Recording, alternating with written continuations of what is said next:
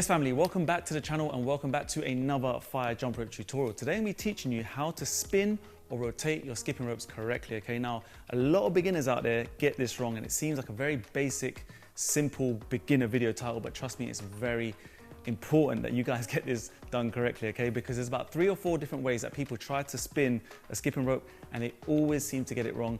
And this will just make your whole life difficult when it comes to your training, your cardio, your fitness, or trying to just do tricks in general, okay? So I'm gonna take you through the various different incorrect ways. I'm gonna get you to the correct way, okay? So make sure you stick around to the end of this video. Remember guys, if you are new to the channel and you wanna learn how to jump like a pro, making sure that you can make cardio effortless and fun, then hit my links down below, subscribe to the channel, use Fly20 right now for 20% off every single rope we have in this place. We also stock on local major Amazons as well, so go check that out as well first. So peeps, we're gonna get straight into this video, okay? This is technique number 1, which I see loads of people doing and they get it incorrectly, okay? Now this is rotating the rope with your rotator cuffs, okay? Now this, like I said, is a very simple to understand video, but if you're someone who looks like this, right?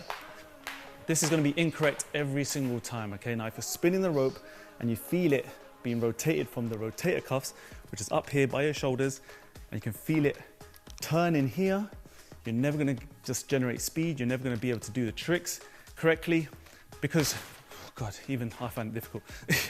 Because what happens is, guys, is you're just gonna stretch the rope wide away from your body. You can see my wrists are far apart. You can see the rope has this arc, which is really wide. Now, when you have an arc that's really wide, you're more likely to trip, okay? Because you're making the rope shorter, right? Which then impacts the way you jump. And that's why you see people who skip like this going quite slow. When they come to doing crossovers, it looks proper jaggedy, just looks really awkward, okay? So first things first, do not have this technique, okay? If you're someone who's watching right now, we're gonna get you to the right one. Make sure you keep watching. The second technique, we're getting a little bit better here. The second technique, which I see a lot of people trying to do when it comes to spinning the rope, is they have their arms nice and close to their body now, but all they're doing is just trying to use their wrists, okay? So they're keeping their forearms really fixed and it looks like this, okay? So down here low, and you would have seen, or you might be one of these people who skip like this, okay? From this point, right, all you're gonna do is just gonna make yourself look stiff. It's gonna feel stiff, which then in turn, you just reduce and you won't have the flow that you need to, again, start to get this thing around you quick enough when it comes to things like double unders. That's why you might be tripping when it comes to that move. For things like southpaws. See, there's just no flow through the arms and into the rope because you're so stiff here, you're relying on just using your wrists. You're gonna get tired as well, and I'm getting tired right now thinking about it.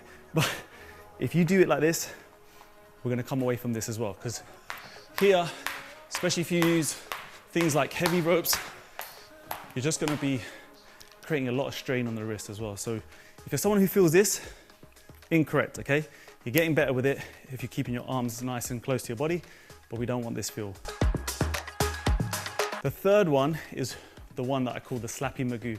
This is someone who's very aggressive with their rotations. And they use rotator cuffs, forearms, wrists, and this is what they look like. Okay, now from this technique, they go quick, right? All you're hearing is the rope slapping the floor. The reason is they're chucking it down with all their force, and they are getting speed.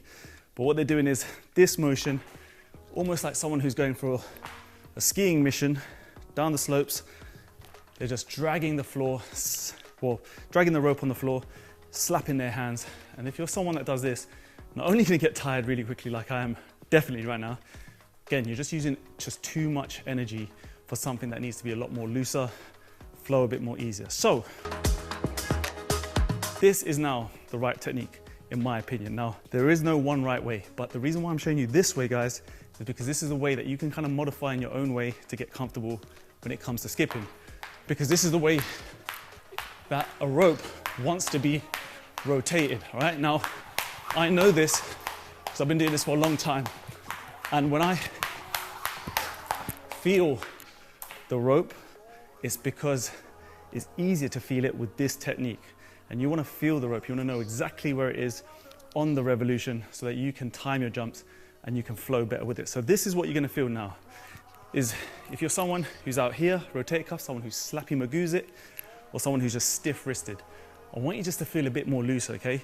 If you didn't have the rope, if I put the rope down for a second, if I told you just to give me a shadow skip, you would do it like this, you'd look like this. You wouldn't look stiff, you wouldn't slap it, you'd be nice and loose, right? You'd actually even feel your hands, your wrists sort of shaking up and down a little bit, turning, and you'd rest your elbows nice and close to your body.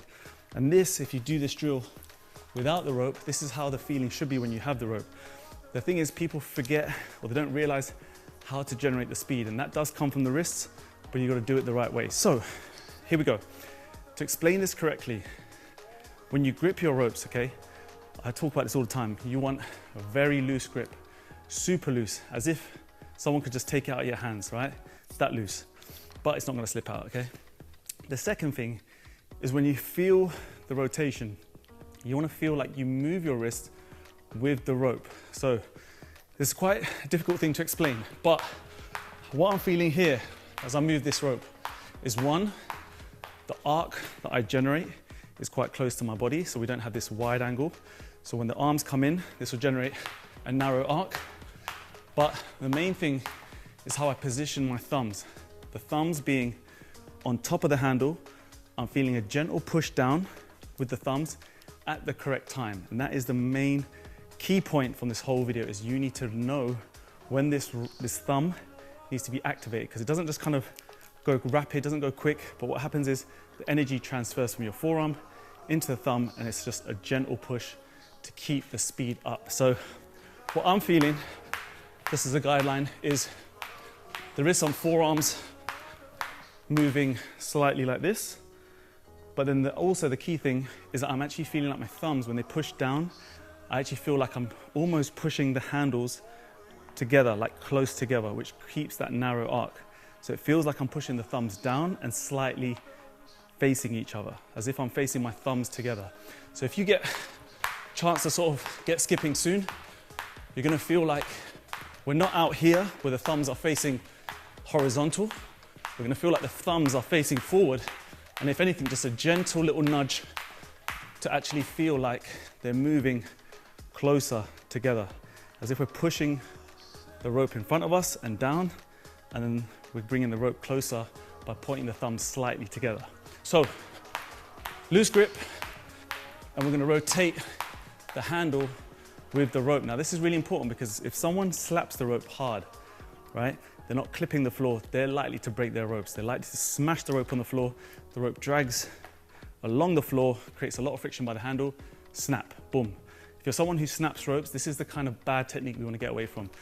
Like I said, you want to feel like you move with the rope, so your wrists need to move in a certain way to make sure that as it comes over your head, we give it that gentle little push. That creates the speed at the right time. And as you can hear on the floor, just really nice clips. And this has come natural to me now, like over many years, because I've been doing it for a long time. But if you just learn to practice rotating the rope like this, loose arms, loose grips, feeling every single rotation, every single move you want to do, you can just do with maximum flow, maximum efficiency. And it will get easier the more time and practice you put in it. So hopefully it's just a short video. Damn, now I'm actually tired. Try and get out of those bad habits, guys. This is the correct way to spin a skipping rope. Don't forget, if you are struggling with any kind of movements, any kind of skills or tricks, leave them in the comments as well, and I'll get that video done for you as soon as possible. But yeah, as always, thank you so much, family, for supporting this channel, copping our ropes, copping our merch. We've got a massive sale right now. Use the code FLY20, get 20% off. And yeah, I'll see you in the next video as usual. So take care of yourself, skip the treadmill, stay safe. Peace. Was the knight in shining armor in your movie? Would put your lips on mine and love the aftertaste now.